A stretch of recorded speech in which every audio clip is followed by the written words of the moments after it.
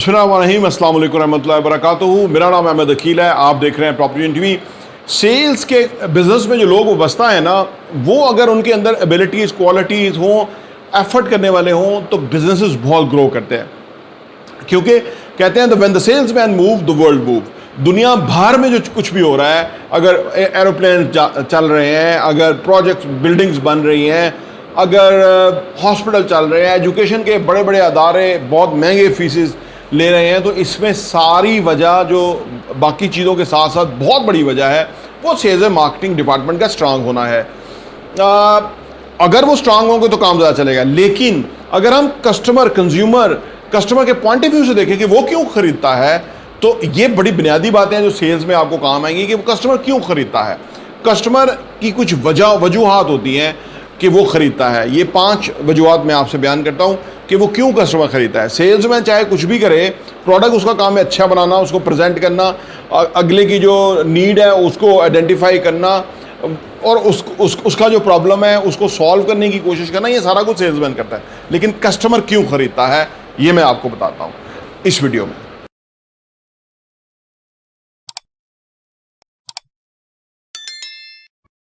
Number 1 ये है कि जी quality of product and services. अगर आपकी क्वालिटी और प्रोडक्ट और सर्विसेज की क्वालिटी ठीक होगी ना, तो कस्टमर खरीदेगा। तो लिहाजा आप कस्टमर के सामने उसको प्रेजेंट करने से पहले अपनी प्रोडक्ट के ऊपर काम करें, सही मानों में काम करें। देखें, आप अगर फर्ज करें कोई भी प्रोडक्ट बेच रहे हैं ना, बना रहे हैं ना, तो मार्केट में और भी तो है ना। तो जब आप और चीज़ों के सामने और चीज़ों को देखेंगे कि उनकी और हमारे में क्या फ़र्क है, क्या चीज़ है, हाँ जी, क्या फ़र्क, क्या डिफरेंस है, तो वो हमें पता लग जाएगा कि देखो ये हमारा प्रोडक्ट के अंदर ना, ये उसका स्टैंडर्ड नहीं है, ये जो है वो क्लासी नहीं है, ये फैशन नहीं है, ये कन्वीनियंट नहीं है, ये ना पता लग जाएगा हमें। तो लिहाजा अपनी प्रोडक्ट और अपनी सर्विस को अप टू द मार्क बनाना, यानी पहले आपने उसको क्रिएट करते हुए ही दूसरों से जीतना है, सो दैट कि जब आप कस्टमर के सामने ले जाएंगे तो उसको क्वालिटी और सर्विसेज के अंदर मेयार नज़र आएगा, तो वो आपकी प्रोडक्ट को ख़रीदेगा। तो नंबर 1 चीज़ ये है कि क्वालिटी और प्रोडक्ट की क्वालिटी जो है ना वो इंपॉर्टेंट होनी चाहिए। क्वालिटी प्रोडक्ट या सर्विस होगी तो वो बिकेगी। नंबर 2 यह है कि जी प्राइस, चीज़ की प्राइस ऐसी होनी चाहिए, ऐसा नहीं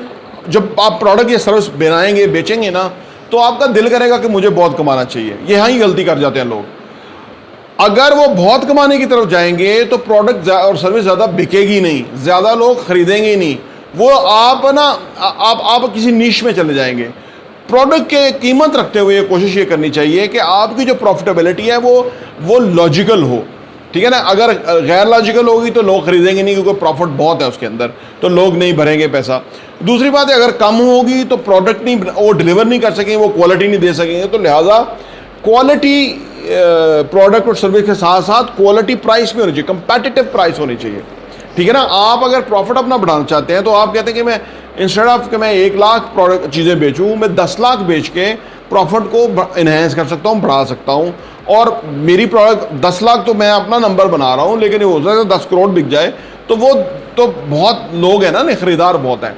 लिहाजा आपको प्राइसिंग डिसाइड करते हुए भी बड़ा ध्यान रखना होगा कि आप जो चीज़ सेल्स कर रहे हैं, जिस चीज़ को बेच रहे हैं, मार्केटिंग प्लान बना रहे हैं, उसकी प्राइस क्या है और प्राइस किस तरह डिफाइन करनी है।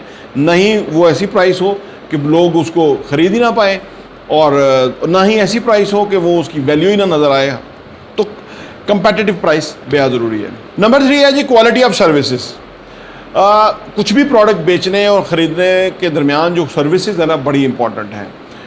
वंस कस्टमर का ट्रस्ट आ गया, उसको अंदाज़ा हो गया कि ये लोग जो ना वो सर्विसेज में बहुत अच्छे हैं, तो आपकी कोई भी आप सर्विस बेच रहे हैं, प्रोडक्ट बेच रहे हैं, कुछ भी है, उसके कस्टमर मौजूद है, और वो चंद 100 या चंद हज़ार या चंद लाख नहीं है, करोड़ों में कस्टमर है। पाकिस्तान 25 करोड़ लोगों का मुल्क है, करोड़ों कस्टमर्स हैं उस प्रोडक्ट के।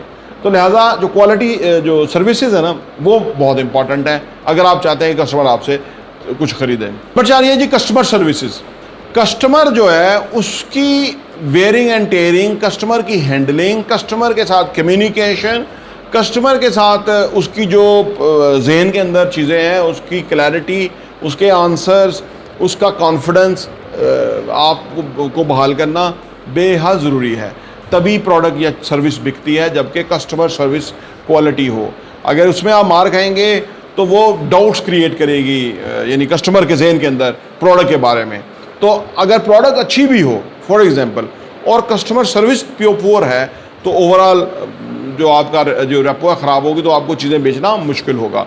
तो कस्टमर सर्विस बहुत इंपॉर्टेंट है। नंबर 5 और आखिरी है कि रेपुटेशन, आपकी जो एक शनाख्त है ना, जो एक लोगों की नज़र में, वो क्या है, वो क्वालिटी कमिटमेंट की है, अच्छी सर्विसेज की है, आप कस्टमर के साथ लॉयल हैं, कस्टमर का फ़ायदा सोचते हैं जी। ये पूरी जो आपकी रेपुटेशन है ना, जो आपने बनाई है, वो इसे ये याद रखें कि ये अर्न करनी पड़ती है, कमानी पड़ती है।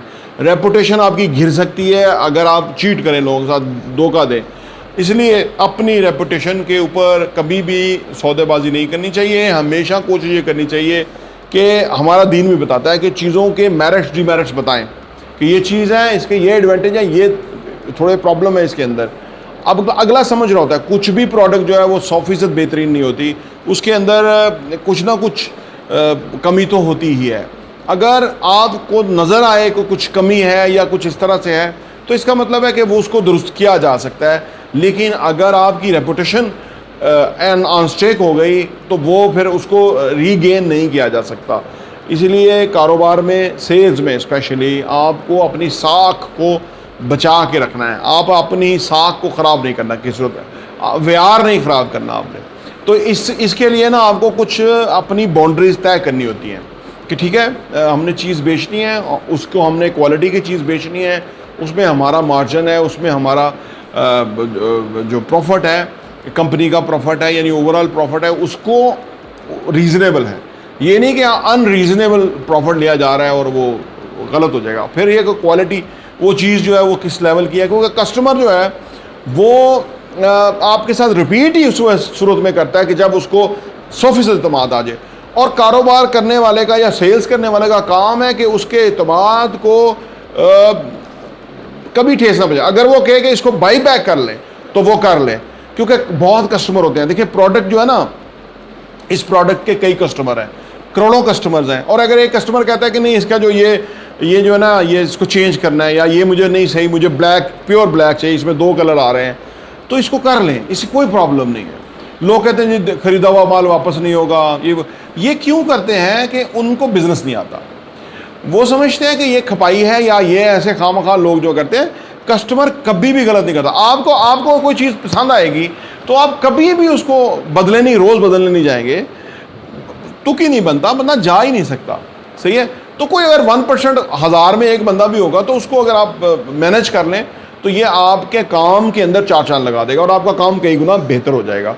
और उससे आपका जो इनर सेटिस्फेक्शन है वो बहुत होगी, और आप हाई फील करेंगे कि हाँ, इन वर्स्ट केस सिनेरियो हम उसको हैंडल कर सकते हैं, हम उसके लिए कोई वे आउट बना सकते हैं। तो ये आपका जो कॉन्फिडेंस है, ये लोगों से डील करने में बहुत अच्छा रोल प्ले करता है, क्योंकि आप फेयरनेस के साथ काम कर रहे हैं। जो सबसे बड़ा एतमाद जो है ना, किसी का एतमाद जो है, वो प्रोडक्ट नॉलेज और इल्म के हिसाब से हवाले से होता है। इसके साथ ही साथ जो चीज़ जुड़ी हुई है वो ईमानदारी है कि आप ठीक काम कर रहे हैं, आपको पता है कि आप आखिरत को मद्देनज़र रखते हुए काम कर रहे हैं। तो इस सूरत में अगला जो आपके साथ एतमाद से काम करेगा, गोरा आज हमसे आगे क्यों है, वो कलमा नहीं पढ़ रहा, अदरवाइज़ तो वो हमसे अच्छा मुसलमान है। हमें अपना जो ये हमारा मुसलमानों का ये शेवा था, सरकार दो आलम सल्लल्लाहु अलैहि वसल्लम के जब आप तजारत करते थे, तो जो आपका तजारत का मेयार था वो साहबा ने अडाप्ट किया। फिर दुनिया भर में जब साहबा गए, तो लोगों ने उनका जो अंदाज़ था, ट्रेड का अंदाज़ था, उसको न सिर्फ पसंद किया, उसकी वजह से उन्होंने इस्लाम कबूल किया। इंडोनेशिया सारा इस तरह इस्लाम कबूल किया, और बाकी जगहों पे भी। तो कस्टमर सर्विस और ये जो बुनियादी चीज़ें हैं कुछ भी बेचने के लिए, ये 4-5 चीज़ें जो है बहुत पावरफुल हैं, बहुत इंपॉर्टेंट है। इसको अडॉप्ट करेंगे, काम बहुत बेहतर होगा। प्रॉपर्टी इंटरव्यू देखने का बहुत बहुत शुक्रिया।